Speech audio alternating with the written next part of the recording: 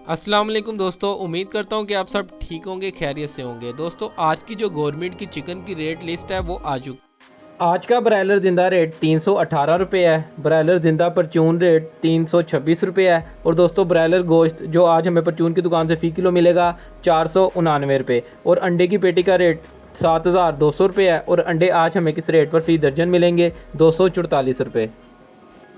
और अगर दोस्तों बात की जाए कि आज बोनलेस का क्या रेट है, बोनलेस का रेट निकालने के लिए दोस्तों आपको ऊपर ब्रायलर ज़िंदा रेट नज़र आ रहा है 318 रुपये। आपने उसको ज़रब देनी है 2.2 के साथ। जब आप 2.2 के साथ ज़रब देंगे तो आपके पास आज का बोनलेस का रेट निकल आएगा। और दोस्तों बात की जाए कि आज थाई का क्या रेट है। थाई मसलन जो कारोबार कर रहे हैं जिंगर बर्गर वगैरह का, तो थाई का रेट निकालने के लिए आपने फिर से 318 को ही ज़रब देनी है 2.4 के साथ। जब आप 2.4 के साथ ज़रब देंगे तो आपके पास आज का थाई का रेट निकल आएगा। और दोस्तों बात की जाए कि आज साफ़ी का क्या रेट है, तो साफ़ी का रेट निकालने के लिए आपने फिर से 318 को ही ज़रब देनी है 1.7 के साथ। जब आप 1.7 के साथ ज़रब देंगे तो आपके पास आज का साफ़ी का रेट निकल आएगा।